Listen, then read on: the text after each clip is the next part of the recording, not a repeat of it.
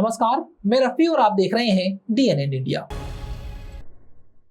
राजस्थान में अमूल डेयरी के विस्तार के विरोध में और प्रदेश के स्थानीय सहकारी दुग्ध नेटवर्क सरस को मजबूत बनाए रखने की मांग को लेकर रविवार को किसानों और पशुपालकों ने बड़ा शक्ति प्रदर्शन किया। तबीजी फर्म के पास कछवा गार्डन में आयोजित सरस सहकार महाकुंभ में प्रदेश के करीब 15 जिलों से हजारों किसान, पशुपालक और सहकारिता से जुड़े प्रतिनिधि पहुंचे। महाकुंभ में वक्ताओं ने अमूल के विस्तार को लेकर सरकार की नीतियों पर सवाल उठाए और सरस के संरक्षण की मांग की। राजस्थान में अमूल डेयरी के विस्तार के विरोध और प्रदेश के स्थानीय सहकारी दुग्ध नेटवर्क सरस को मजबूत बनाए रखने की मांग को लेकर किसानों और पशुपालकों ने बड़ा शक्ति प्रदर्शन किया। तबीजी फार्म के पास एक निजी गार्डन में आयोजित सरस सहकार महाकुंभ में प्रदेश के करीब 15 जिलों के हजारों किसान, पशुपालक और सहकारिता से जुड़े प्रतिनिधि पहुंचे। महाकुंभ में वक्ताओं ने अमूल के विस्तार को लेकर सरकार की नीतियों पर सवाल उठाए और सरस के संरक्षण की मांग की। महाकुंभ के दौरान किसानों और पशुपालकों ने अमूल भगाओ सरस बचाओ का संकल्प लिया। वक्ताओं ने कहा कि राजस्थान में अमूल के विस्तार को बढ़ावा देकर स्थानीय सहकारी दुग्ध व्यवस्था को कमजोर करने का प्रयास किया गया तो इसका पुरजोर विरोध किया जाएगा। उन्होंने चेतावनी दी कि जरूरत पड़ने पर आंदोलन को अजमेर और राजस्थान से आगे दिल्ली तक ले जाया जाएगा। महाकुंभ को संबोधित करते हुए कांग्रेस प्रदेशाध्यक्ष गोविंद सिंह डोटासरा ने प्रदेश सरकार पर किसानों और पशुपालकों की अनदेखी का आरोप लगाया।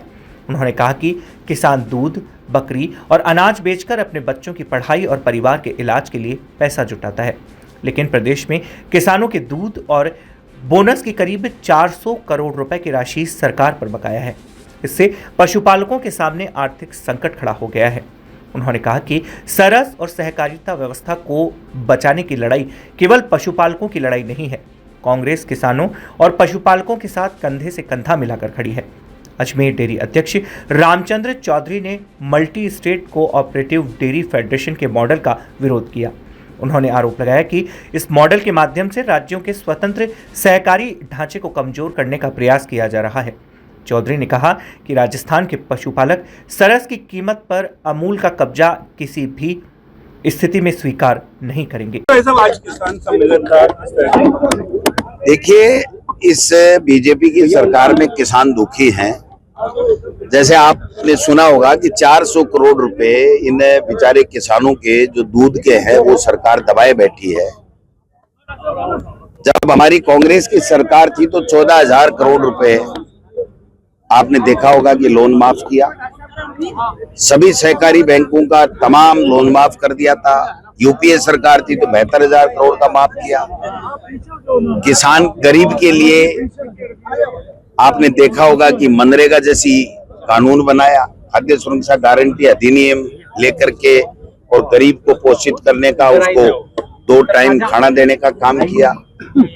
बच्चों की शिक्षा के लिए कानून लेकर के आए और मोदी जी ने क्या किया? किसान को आतंकवादी, चोर, लुटेरा, शराबी, अफगानिस्तानी, पता नहीं क्या क्या कहा। 15 महीने तक किसान को खून के आंसू रुलाने पड़े और फिर उसके बाद में आंदोलन के बाद में वापस लिया। इस 2.5 साल में मुख्यमंत्री जी अपने आप को किसान बताते हैं।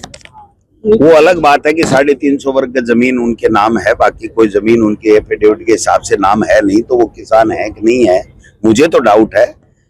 उनको किसी को डाउट है कि नहीं, वो जमीन कोई प्लॉट काटने के लिए खरीदी थी, उसमें 350 वर्ग गज बच गई, वही उनके एफिडेविट में दर्ज है। बाकी कोई 10, 20, 50 बीघा कोई जमीन दर्ज नहीं है। इसलिए और तभी वो कहते हैं कि किसान एक पानी देना पड़ता है, ये नहीं करना पड़ता है। वो पता नहीं किसानों के बारे में क्या क्या ज्ञान देते हैं। मैं तो कहता हूं कि एक काम इस 2.5 साल में किसान के लिए, किसान की बहबूदी के लिए, किसान की खेती बचाने के लिए कोई किया हो तो बता दो। और उल्टे बीज और खाद नकली भी मिल रही हैं और जहां छापे पड़ रहे थे वहीं से माल निकल रहा है और लोगों की जेबों में जा रहा है। ये मैं नहीं कह रहा, सरकार कह रही है। सरकार की ऐसी भी कह रही है कि संगठित गिरोह के रूप में भ्रष्टाचार कृषि विभाग के अंदर हो रहा था, तो इसका जिम्मेदार कौन है? कोई तो जिम्मेदारी लेगा और कोई नहीं ले तो गोविंद डोटासरा पे, कांग्रेस पे आरोप लगा रहे हो, वैसे और लगा दो कि साहब ये पैसा का पैसा सारा जो है दूसरे लोग खा गए।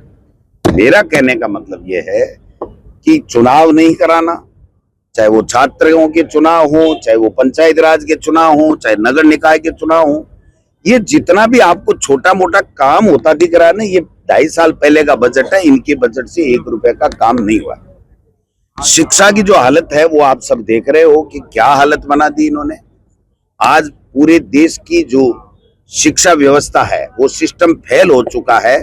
उसको लेकर के हमारे नेता राहुल गांधी जी छात्रों की गूंज कार्यक्रम पूरे देश में कर रहे हैं। वो कह रहे हैं कि आओ मिलकर के सब चर्चा करके इस जो शिक्षा सिस्टम है इसको ठीक करें, जिससे लोग आत्महत्याएं नहीं कर सके और लोगों की घर खेती नहीं बिके और हर बच्चा पढ़ करके अपना भविष्य बना सके। उस पर कोई चर्चा नहीं। नीट का पेपर आउट होता है, कोई चर्चा नहीं। 24 में होता है, 25 में होता है, 26 में होता है। रोजाना यहाँ पेपर आउट हो रहे हैं, लीक हो रहे हैं। संस्कृत विश्वविद्यालय ने आप देखिए 400 वो कौन सा एक कोर्स है कंप्यूटर का, उसके लिए एग्जाम की 400 प्राइवेट सेंटर दे दिए और उसका कन्वीनर ऐसे व्यक्ति को बना दिया जो भारतीय जनता पार्टी का पूर्व जिलाध्यक्ष और मदन दिलावर जी का एकदम पूरा लेन देन का काम करता है। सावन के उल्लास और उत्साहपूर्ण वातावरण के बीच डीएवी कॉलेज के खेल मैदान में आयोजित मातृशक्ति मानसून फेस्ट 2026 में महिलाओं और बच्चों ने बड़ी संख्या में उत्साहपूर्वक भाग लिया। सावन के उल्लास और उत्साहपूर्ण वातावरण के बीच डीएवी कॉलेज के खेल मैदान में आयोजित मातृशक्ति मानसून फेस्ट 2026 में महिलाओं और बच्चों ने बड़ी संख्या में उत्साहपूर्वक भाग लिया। सांस्कृतिक प्रस्तुतियों, पारंपरिक परिधानों, प्रतियोगिताओं, स्वदेशी उत्पादों की स्टॉल्स तथा विभिन्न मनोरंजक गतिविधियों से सजा यह आयोजन महिलाओं की प्रतिभा और सामाजिक सहभागिता का आकर्षक मंच बना। मुख्य अतिथि उप मुख्यमंत्री दिया कुमारी, सांसद मंजू शर्मा, विधायक कल्पना देवी, विधायक लाडपुरा राखी राठौड़ एवं अन्य विशिष्ट अतिथियों का मंच पर पहुंचने पर गर्मजोशी से स्वागत एवं अभिनंदन किया गया। इस अवसर पर अजमेर दक्षिण से भाजपा विधायक अनीता बघेल ने अतिथियों का स्वागत किया। सावन के उल्लास में रंगे कार्यक्रम के दौरान उप मुख्यमंत्री दिया कुमारी, मंजू शर्मा के साथ सभी अन्य अतिथियों ने झूलों का आनंद लिया। अतिथियों ने पारंपरिक स्वाद पानी पताशे का भी आनंद लिया, जिससे आयोजन में सावन की मस्ती और आत्मीयता का रंग और गहरा हो गया। कार्यक्रम में उपस्थित उप मुख्यमंत्री दिया कुमारी ने महिलाओं की बड़ी भागीदारी पर प्रसन्नता व्यक्त करते हुए कहा कि आज अजमेर में मातृशक्ति का जो उत्साह और जोश देखने को मिल रहा है वह वास्तव में बेहद खुशी देने वाला है। सावन की फुहारों, लहरिये की रंगत और हमारी संस्कृति के बीच हजारों बहनों की मुस्कान इस आयोजन को खास बना रही है।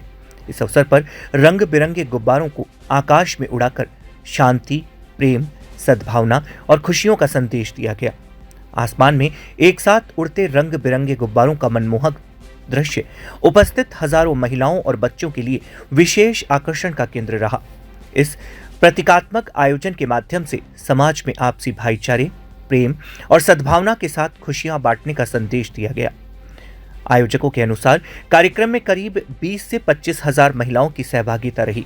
फेस्ट में लहरिया, फैशन शो, सांस्कृतिक प्रस्तुतियां, खेल एवं मनोरंजक प्रतियोगिताएं, स्वरोजगार एवं स्वदेशी उत्पादों की स्टॉल्स, स्वास्थ्य एवं विधिक जागरूकता शिविर तथा बच्चों के लिए विभिन्न गतिविधियों का आयोजन किया गया। अजमेर दक्षिण से भाजपा विधायक अनीता बघेल ने कहा कि मातृशक्ति मानसून फेस्ट केवल एक मेला या कार्यक्रम नहीं, बल्कि हमारी बहनों, बेटियों के हुनर, हौसले और आत्मविश्वास का जश्न है। सबकी बहुत ही लोकप्रिय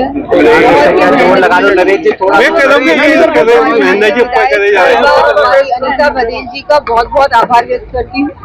ये छठा सीजन है मातृशक्ति मानसून फेस्ट का और इतनी बड़ी संख्या में, और मुझे लगता है इतना बड़ा जो ये आपने इन्वेस्ट किया है, मेला किया है, इसके लिए अजमेर की मातृशक्ति आपको मन से, दिल से धन्यवाद दे रही है।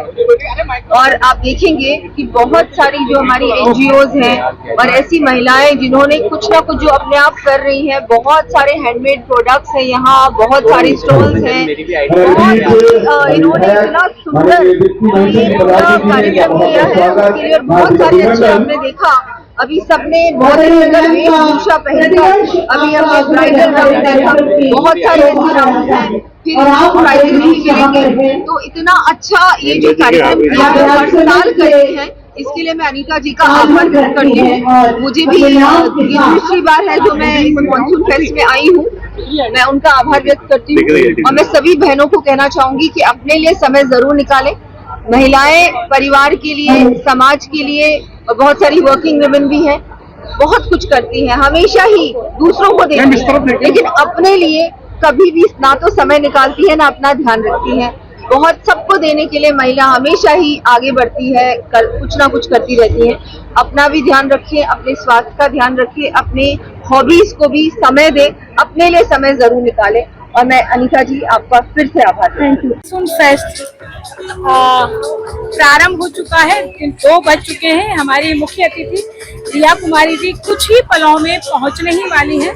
उनके पहुंचने से ही हम दीप प्रज्वलन के साथ में जो हमारा महारास है, हमारी एकेडमी है नृत्यांजलि, उस नृत्यांजलि एकेडमी के माध्यम से एक महारास का कार्यक्रम यहाँ होने वाला है। उसके बाद में फैशन शो हमारी प्रथम प्रस्तुति रामलीला के सभी विद्यार्थी यहाँ मंच के पास आए। आपकी डायरेक्टर तृप्ति जी यहीं पर खड़ी हैं, पुरस्कार दिए पीछे आ जाएं स्टेज पे। भव्य मंच सजा है और ना रंग बिरंगी मंच पे भी आप देख रहे हो हमारी यहाँ रुकते एक छोटे से ब्रेक के लिए, जल्द हाजिर होंगे खबरों के नए सफर के साथ। कैंसर बीमारी ही ऐसी है, चिंता तो होगी ना। लेकिन अब अपनी चिंता को बदलो विश्वास में, क्योंकि आदिनाथ कैंसर मेडिसिटी में है रेडियोथेरेपी, कीमोथेरेपी और कैंसर सर्जरी के उपचार के साथ आधुनिक सुविधाएं भी। विजिट करें आदिनाथ कैंसर मेडिसिटी एट चाची आवास अजमेर।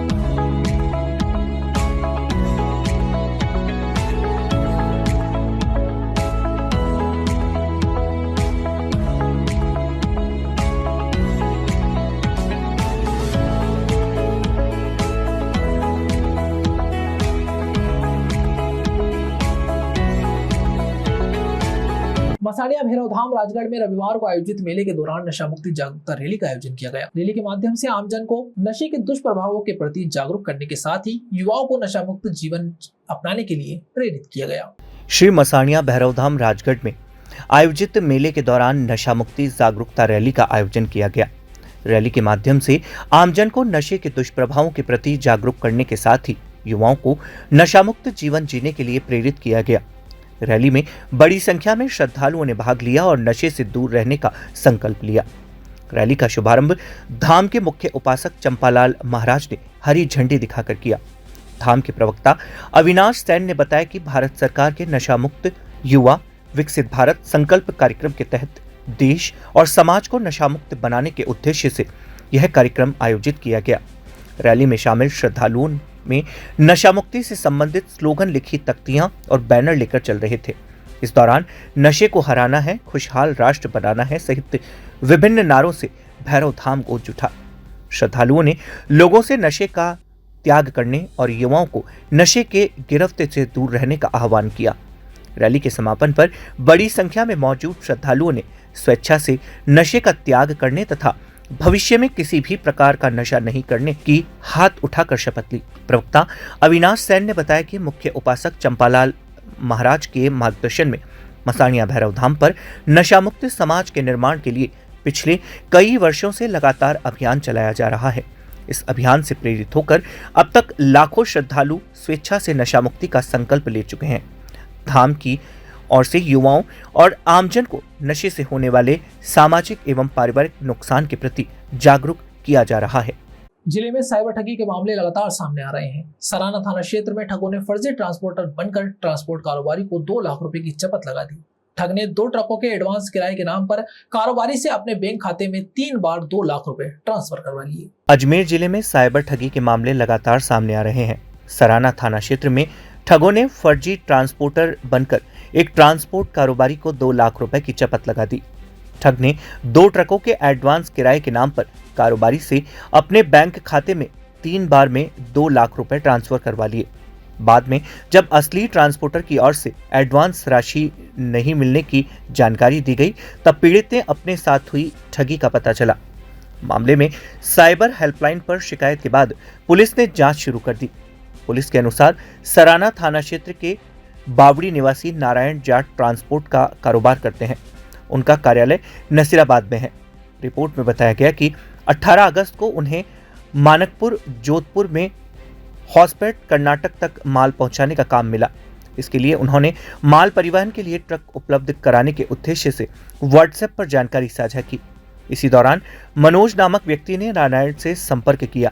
मनोज ने खुद को नागौर बस स्टैंड के ट्रांसपोर्ट कंपनी संचालित करने वाला बताया। बातचीत के दौरान उसने भरोसा दिलाया कि वह माल ढुलाई के लिए 2 ट्रक उपलब्ध करवा देगा। इसके बाद मनोज ने नारायण को 2 ट्रकों के नंबर और उनके चालकों के मोबाइल नंबर भी भेजे। बातचीत के बाद दोनों ट्रकों का किराया 3500 रुपये प्रति टन तय किया गया। 19 अगस्त को दोनों ट्रक मानकपुर पहुंचे और माल लोड कर कर्नाटक के लिए रवाना हो गए।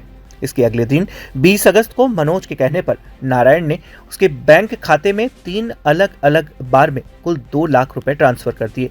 राशि ट्रांसफर करने के बाद नारायण को गणेश रोड लाइंस के लोकेशन का फोन आया। लोकेश ने बताया कि दोनों ट्रकों के लिए दी जाने वाली एडवांस राशि उसे प्राप्त नहीं हुई है। इस पर नारायण ने मनोज से संपर्क कर जानकारी ली तो पता चला कि उसके साथ ठगी हुई है। बावड़ी गांव का सराना थाना क्षेत्र का ये नारायण जाट रहने वाला है। इसके पास कल्की पाउडर था जो कि ग्रुप में इसने डाला कि मुझे माल भेजना है। तो मनोज ने 2 गाड़ी पाउडर कर्नाटक ले जाने के लिए बताया। 35,000 रुपये टन के हिसाब से बताया। तो मानकपुर से ये माल रवाना हुआ नारायण के द्वारा। तो बोला रास्ते में कि एडवांस के लिए 50,000 रुपये डाले गए मनोज के खाते पर। उसके बाद 1.5 लाख रुपए के लिए और कॉल आया तो 1.5 लाख रुपए और डाल दिए गए। फिर तीसरे व्यक्ति लोकेश का फोन आता है कि आपकी एडवांस राशि मेरे तक नहीं पहुंची है। इस प्रकार ये गाड़ी लोकेश की थी जो माल ले जा रही थी। तो पैसा लोकेश के पास आना था, लेकिन मनोज ने लोकेश को ये पैसा ट्रांसफर नहीं किया। तो इस पर नारायण द्वारा ये शिकायत दर्ज करवाई गई है। तो इस प्रकार इसमें अनुसंधान जारी। लगभग कितना की धोखाधड़ी होगी? 2 लाख रुपए की धोखाधड़ी इसमें है। यहाँ रुकते एक छोटे से ब्रेक के लिए, जल्द हाजिर होंगे खबरों के नए सफर के साथ। कैंसर बीमारी ही ऐसी है, चिंता तो होगी ना। लेकिन अब अपनी चिंता को बदलो विश्वास में, क्योंकि आदिनाथ कैंसर मेडिसिटी में है रेडियोथेरेपी, कीमोथेरेपी और कैंसर सर्जरी के उपचार के साथ आधुनिक सुविधाएं भी। विजिट करें आदिनाथ कैंसर मेडिसिटी एट चाची आवास अजमेर।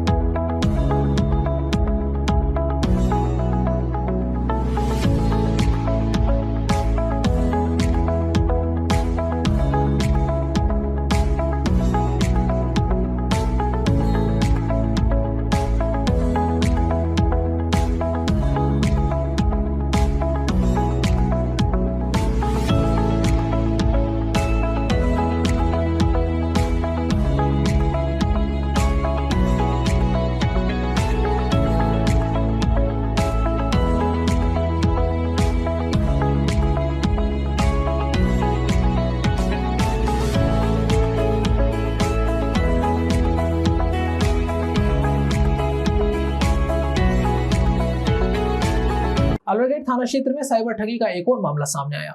मेयो लिंक रोड निवासी निजी शिक्षक दिग्विजय सिंह राठौड़ को टेलीग्राम के जरिए निवेश में अच्छा मुनाफा कमाने का झांसा देकर ठगों ने रकम हड़प ली। अजमेर के अलवरगेट थाना क्षेत्र में साइबर ठगी का एक और मामला सामने आया। मेयो लिंक रोड निवासी निजी शिक्षक दिग्विजय सिंह राठौड़ को टेलीग्राम के जरिए निवेश में अच्छा मुनाफा कमाने का झांसा देकर ठगों ने रकम हड़प ली। ठगों ने पहले अलग अलग निवेश योजनाओं का लालच देकर पीड़ित से 10,000 रुपए जमा करवाए। जब पीड़ित ने निवेश की रकम वापस निकालने का प्रयास किया तो ठगों ने पहले 23,518 रुपए और उसके बाद 23,520 रुपए जमा कराने की बात की। लगातार रकम मांगने पर पीड़ित को ठगी का एहसास हुआ। दिग्विजय सिंह ने पुलिस को दी शिकायत में बताया कि 3 फरवरी को उन्होंने टेलीग्राम पर निवेश से संबंधित एक विज्ञापन देखा था। विज्ञापन में कम समय में निवेश पर अच्छा मुनाफा मिलने का दावा किया गया था। विज्ञापन देखने के बाद वह व्हाट्सएप चैट के माध्यम से संबंधित लोगों से संपर्क में आए। ठगों ने उन्हें अलग अलग निवेश योजनाओं की जानकारी भेजी और मुनाफे का लालच दिया। इसके बाद स्कैनर के माध्यम से रकम जमा कराने के लिए कहा गया। आरोपियों की बातों पर भरोसा कर दिग्विजय सिंह ने पहले फोन पे के माध्यम से 2 बार 1,000 रुपए और 4 बार 2,000 रुपए जमा किए। इस तरह उन्होंने कुल 10,000 रुपए ठगों के बताए खाते में जमा करा दिए।